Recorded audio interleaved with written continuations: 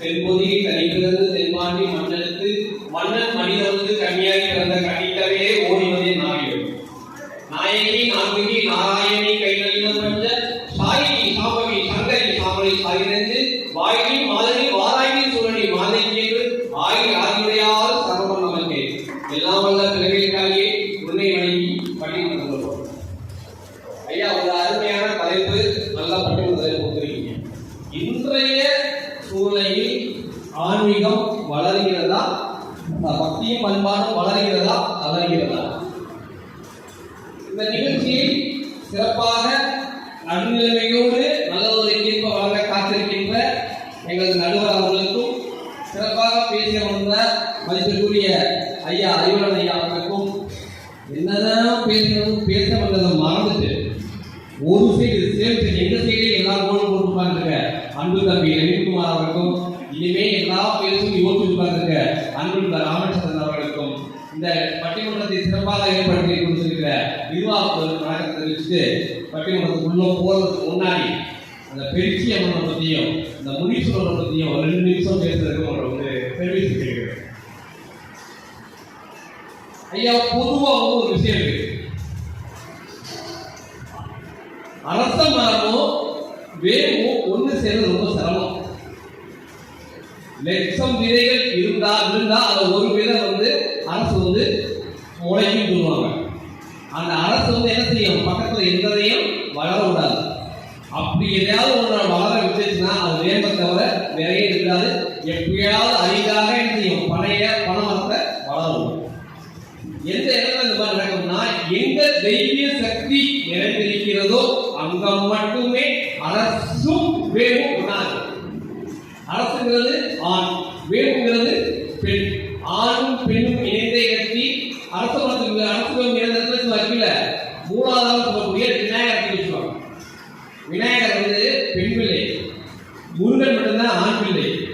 ஏன் சொல்ல முடியுமா? ஏன்னா விநாயகர் அம்பாள் உருவாக்கணும்.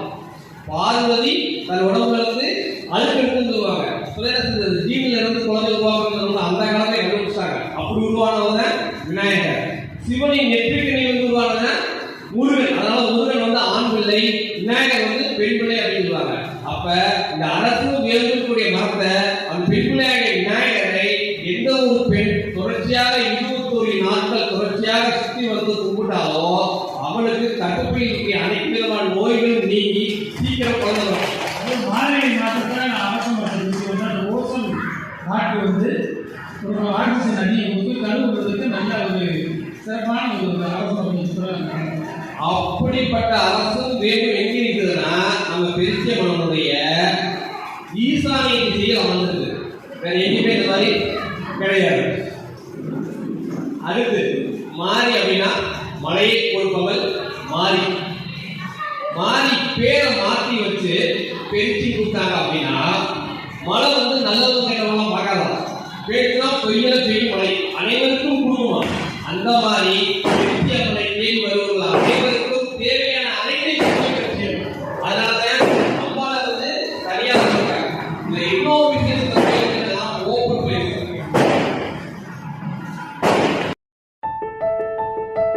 இப்ப பாத்தீங்கன்னா முன்னாடி குலதெய்வ வழிபாடு என் பேர வருஷம் கொடுத்தா போவாங்க. ஆனா இப்ப பாருங்க, ஒவ்வொரு விஷயத்துக்கும் ஒரு சாதாரண ஒரு 2 வீலர் எடுத்தாலும் சரி, ஒரு கார் எடுத்தாலும் சரி, எந்த ஒரு நல்ல விஷயம் மாசம் குலதெய்வ வழிபாடுக்கு நிறைய போயிட்டே இருக்காங்க. அப்ப பக்தி வளர்கிறதா தளர்கிறதா? வளர்ந்து கொண்டுதான் இருக்கிறதே தவிர கலந்து கொண்டு இருக்கவே இல்லை அப்படின்னு சொன்னாங்க. இந்த மாதிரி ஐயா சொல்லும் போது லலிதா முத்துமாரி அவர்கள் ஏகப்பட்ட பேர் பால்வரம் எடுத்து பால்வரம் எடுத்துருக்காங்க அப்படின்னு போது நமது தம்பி ரவிக்குமார் அவர் சொன்னார், பால்வரம் எடுத்து வந்துருக்காங்க. ஆனா சிறுசில டவுசர் வெளியே தெரியுற மாதிரி ஒரு டான்ஸ் ஆட்டம் போட்டு ஆடி சொன்னார். அது உண்மைதான், இல்லைன்னு சொல்லல. ஏனென்றால் அம்பாள் வரும்போது அம்பாளுக்கு காவலாக முனீஸ்வரனும் கருப்பன் முன்னாடி வருவார்கள். அவர்கள் தான் அந்த உருவத்தில் வந்துருக்கிறார்கள். இதான் சூழ்நிலை தம்பி, இதெல்லாம் தெரியாம நீ பேசுறது. ஆமாங்க, அதுக்கு கருப்பனுக்கும் முனீஸ்வரனுக்கு கல்லையை தாண்டி படைக்கிறதுக்கான காரணம் அல்ல. இது தெரியாம தம்பி பேசி போயிட்டார். அடுத்து சொல்றாரு, அதிக வளர்ச்சி அதிகமாக பக்தி குறைகிறது.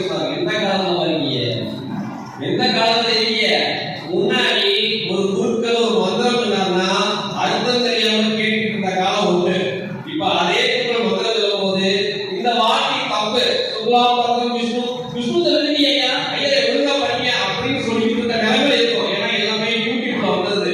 யூடியூப்ல எடுத்துக்கங்க, நீங்க திங்கட்கிழமை என்ன ட்ரெஸ் போட்டுருக்கோம், சந்தனத்துக்கு உகந்த நாள், அதனால வெள்ளை ட்ரெஸ் போட்டுருக்கோம். என்ன சாப்பாடு சாப்பிடணும், செவ்வாய்க்கிழமை புதன்கிழமை வியாழக்கிழமை இருக்கு, கிழமைக்கு தகுந்த மாதிரி ஒவ்வொருக்கும் ஒரு ட்ரெஸ் போட்டு முன்னாடி பார்த்தது இப்ப எல்லாரும் பாக்குறாங்க. அப்ப இந்த இடத்துல பக்தி வளர்கிறதா வளர்கிறதா வளர்ந்து கொண்டேதான் இருக்குது, வளர்ந்து கொண்டிருக்கவில்லை.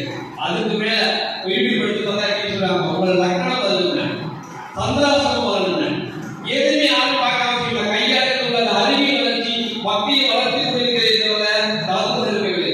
முன்னால வந்து வீடியோ எடுத்து ஓடுவாங்க, நீ வேலை தேவையான பார்த்தா முத்துமாரிகளை எத்தனை பேர் வந்துருக்காங்க எப்படி பண்ணி முடிச்சாங்க. தெரியாது. ஒரு சின்ன பிள்ளை சொல்லுது, திருச்செந்தூர் சன்னதி இந்தி புஷ்பம் வியாபாரம் செய்யும் ஞானாம்பிகா அப்படின்னு. என்ன இதுக்கு என்ன என்னன்னா, திருச்செந்தூர்னா திங்கட்கிழமையா, சந்தையில சனிக்கிழமை, திருச்செந்தூர் சந்தையில் இந்தினா வியாழக்கிழமையா, இந்தி புஷ்பம்னா புதன்கிழமையா, வியாபாரம்னா வியாழக்கிழமை, செய்யினா செவ்வாய்க்கிழமை, ஞானாம்பிகை ஞாயிற்றுக்கிழமை. முதல்ல எழுத்து போட்டு பாருங்க, ராகாலம் திங்கட்கிழமை காலையில் 7:09 முடிஞ்சிருச்சு. இந்த அளவுக்கு சொல்லுங்க. அதே விஷயம் பேசுறாங்க. ஆமாங்க, பஞ்சகாலம் எதுவுமே வந்து குழந்தைங்க பார்க்குற அளவுக்கு வந்து வளர்ந்துட்டு இருக்கு. அடுத்து வாங்க சொன்னாரு, என் தோழி வந்து பார்த்தீங்கன்னா பால்பரேட் இருந்தாங்க.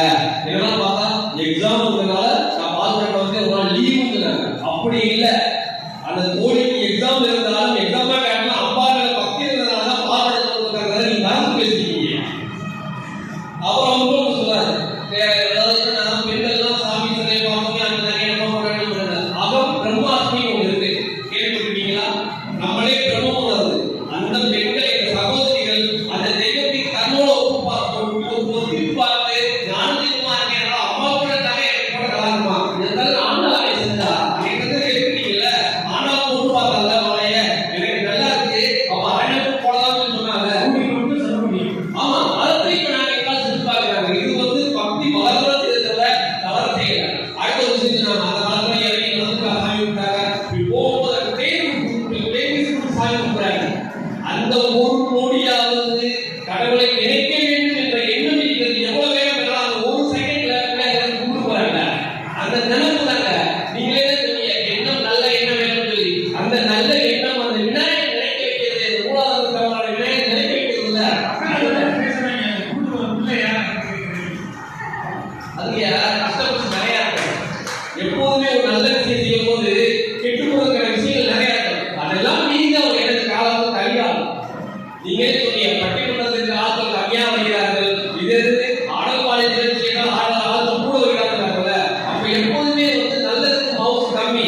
அந்த சூழ்நிலை நல்லதுக்கு இருக்காங்க பாருங்க, அதுதான் நீங்க எடுத்துக்கணும். லஸ்ட் பாஸ் 100 மார்க் தான், 100 மார்க் எடுக்கிற அவசியம் கிடையாது. இப்ப பார்த்தாலும் இந்த விழாவிலே பார்க்கறது, இந்த வாசனங்கள் நீங்க பார்க்கவே இல்லை சொல்ல வந்தாரு.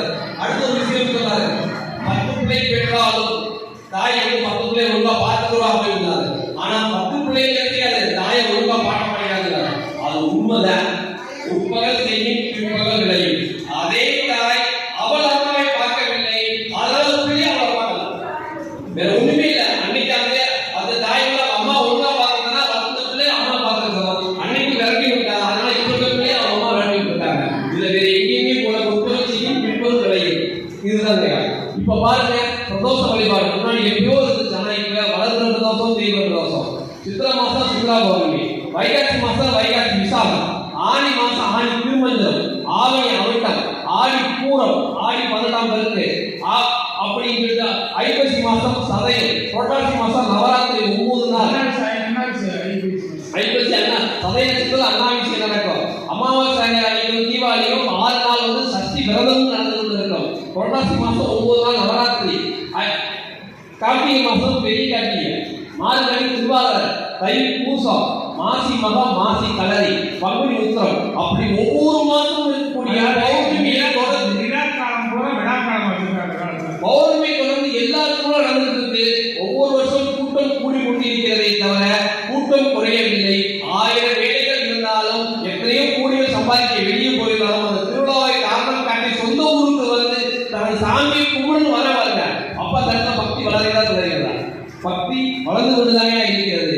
அவர்களுக்கு நிறைவா ஒரே வார்த்தையை சொல்லிட்டு காலத்தின் அறிவியலை நிறைவுபடுத்திக்கிறேன். எவ்வளவோ விஷயங்கள் எத்தனையோ வந்தாலும் நம்ம அந்த